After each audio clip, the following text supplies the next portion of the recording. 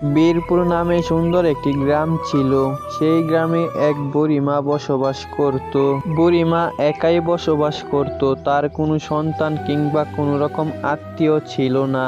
বুড়িমার মনটা ছিল অনেক নরম, কিন্তু বুড়িমা অনেক গরিব। বুড়িমা দেখতে যেমন গরিব, তার থেকে তার সুন্দর মনটা। কেউ যদি কোনো রকম জিনিসের জন্য বিপদে পড়ে বুড়িমার কাছে থাকলে সেই জিনিসটি বিপদে পড়া মানুষটিকে দিয়ে দিত। আসলে আমাদের গল্পের বুড়িমা গরিব হলেও তার মনটা অনেক ভালো। আর বুড়িমা অনেক কষ্ট করত তার সংসার চালানোর জন্য। বুড়িমা গ্রামে গ্রামে গিয়ে মাছ বিক্রি করত। বুড়িমা ভিন্ন ভিন্ন গ্রামে গিয়ে মাছ বিক্রি করত। আর সেইখানে যদি কোনো গ্রাহকের কাছে মাছ বিক্রি করত, তাহলে সেইখান থেকে টাকা নিয়ে অন্য গ্রামের উদ্দেশ্যে চলে যেত। বুড়িমা এক গ্রাম থেকে অন্য গ্রামে গিয়ে সারাদিন জুড়ে মাছ বিক্রি করত। এভাবে হাঁটতে বুড়িমার অনেক কষ্ট হতো, কিন্তু বুড়িমা সারাদিন হেঁটে সব মাছ বিক্রি করতে করতে সন্ধ্যা নেমে আসতো। সন্ধ্যা নামার সাথে সাথেই বুড়িমা বাড়ির দিকে ফিরতো।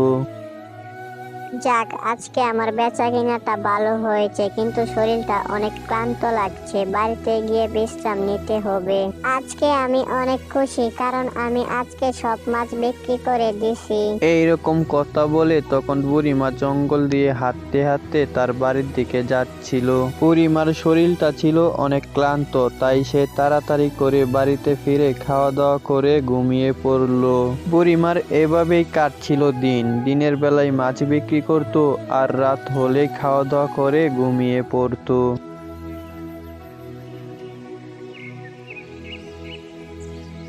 এরপর সকাল হলে বুড়িমা আবার মাছের বোল নিয়ে বেরিয়ে পড়তো গ্রামের উদ্দেশ্যে। কিন্তু বুড়িমার সাথে কি এমন ঘটতে চলেছে যে আপনাদের কাছে বুড়িমার গল্পটা ধরে তুললাম। আসলে বুড়িমা আজকে গ্রামে ঘুরে ঘুরে কোনো রকম গ্রাহক পাচ্ছে না তার মাছগুলো বিক্রি করতে। বুড়িমার আজকের সব সময় নষ্ট হয়ে যাচ্ছে। এই গ্রাম থেকে ওই গ্রামে গিয়েও সে কোনো মাছ ক্রেতাকে পাচ্ছে না খুঁজে। বুড়িমা যতই গ্রামের ভেতর ঢুকছে, গ্রামে কোনো রকম মানুষ দেখতে পাচ্ছে না। এমনকি বুড়িমা গ্রামে গ্রামে ডাকাডাকিও করছিল কেউ মাছ লাগবে কিনা, কিন্তু বুড়িমা অনেক দূর হাঁটার জন্য শরীরটা অনেক ক্লান্ত হয়ে গেল। এরপর বুড়িমা একটি গাছের নিচে বসে জিরাচ্ছে আর ভাবছে আজকে তার সাথে কি হচ্ছে। সারাদিন পেরিয়ে গেল, বুড়িমা একটি মাছও বিক্রি করতে পারেনি। এরপর বুড়িমা বলল, বুঝলাম না, কালকে তো মাছ ভালোই বিক্রি করলাম, কিন্তু আজকে এসব কি হচ্ছে? সারাদিন পার হয়ে গেল, আমি একটি মাছও বিক্রি করতে পারলাম না। সন্ধ্যা নেমে আসছে, এখন তো বাড়িতে চলে যেতে হবে আমায়। আর থেকে লাভ নেই, আজকে আমি বাড়িতে ফিরে যাই, সন্ধ্যা নেমে আসলো। এর কিছুক্ষণ পরেই সূর্য ডুবে গেল আর সন্ধ্যা নেমে আসলো। এরপর বুড়িমা অন্ধকার জঙ্গলের রাস্তা দিয়ে ঝুড়ি ভরা মাছ তার বাড়ির দিকে নিয়ে যাচ্ছিল।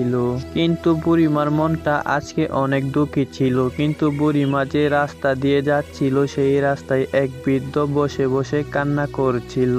বৃদ্ধকে দেখে বুড়িমার অনেক কষ্ট হলো, তাই মাছের ঝুড়ি মাটিতে রেখে বৃদ্ধকে দেখার জন্য বুড়িমা এগিয়ে গেল বৃদ্ধর দিকে। এ কি, কে আপনি? এই জঙ্গলে একা একা বসে কেন কান্না করছেন? আপনি আপনি কি কোনো রকম সমস্যায় পড়েছেন? আপনাকে দেখে অনেক ভালো লাগলো। আসলে আমি 3 দিন ধরে কিছু খাইনি, তাই আমার খুব খিদে পেয়েছে। আমি কোথাও খাবারও পাচ্ছি না। কি বলছেন এসব? আপনি 3 দিন ধরে খাননি, কিন্তু আমার কাছে তো কোনো খাবারও নেই আপনাকে দেওয়ার মতো। আমি কিছু করতে পারলাম না আপনার জন্য। আচ্ছা, সমস্যা নেই, আপনি চিন্তা করবেন না। আচ্ছা, আপনি কি আমাকে কয়েকটা মাছ আপনার ঝুড়ি থেকে দিতে পারেন খাওয়ার জন্য? আমার খুব খিদে পেয়েছে, তাই আমি এই মাছগুলো পুড়িয়ে খেয়ে নিব। হ্যাঁ হ্যাঁ, অবশ্যই। এই কথাটা তো আমার মাথাতেও আসেনি। আপনি আমার কাছ থেকে আপনার যতটা প্রয়োজন ততটা মাছ নিতে পারেন। এইরকম কথা শুনে বৃদ্ধ অনেক খুশি হলো, কিন্তু হঠাৎ বৃদ্ধর রূপ একটি ম্যাজিক্যাল পাওয়ার দিয়ে বদলে গেল। এই সব ঘটনা বুড়িমা কিছুই বুঝতে পারছিল না। এরপর সেই জিনটি বলল, হে বুড়িমা, আমি আপনার উপর অনেক খুশি হয়েছি। আপনি এত বিপদে থাকার পরও আপনি অনেক দয়ালু। কিন্তু আপনি কে? আমি তো আপনাকে চিনতে পারলাম না। আগের সেই বৃদ্ধ লোকটি কোথায়? এরপর জিন বলল, হে দয়ালু বুড়িমা, আমি সেই বৃদ্ধ লোক। আসলে আমি আপনাকে পরীক্ষা করছিলাম আপনি মানুষকে সাহায্য করেন কিনা। আমি হলাম জিন। জিনের কথা শুনে বুড়িমা অনেক ভয় পেয়ে গেল। বুড়িমা ভাবলো এবার তার হয়তো রেহাই নেই। বুড়িমা ভয়ে সেইখানে কাঁপতে লাগলো। ঘটনাটি জিন বুঝতে পারলো। এরপর বলল, হে দয়ালু বুড়িমা, আপনি আমাকে ভয় পাবেন না। আমিও আপনার মতোই বিপদে আপদে মানুষকে সাহায্য করি।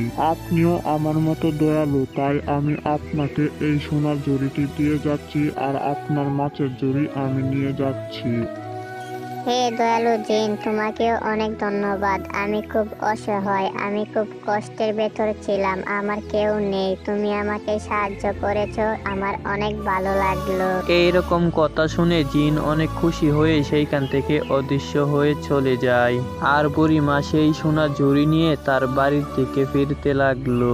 বুড়িমা অনেক খুশি ছিল, কারণ তার কষ্ট আর সততা বিফলে যায়নি। তার পরিশ্রম বুড়িমা পেয়ে গেল। বুড়িমার শরীরটা ছিল ক্লান্ত, তাই সেইখান থেকে বুড়িমা এসে ঘুমিয়ে পড়লো। কিন্তু সোনার ঝুড়ির আলোয় বুড়িমার ঘরটা আলোকিত হয়ে রইল।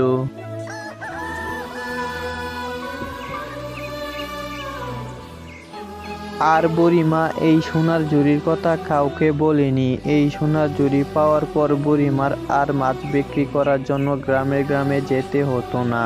বুড়িমা এই সোনার ঝুড়ি পেয়ে সুখে শান্তিতে বসবাস করতে লাগলো।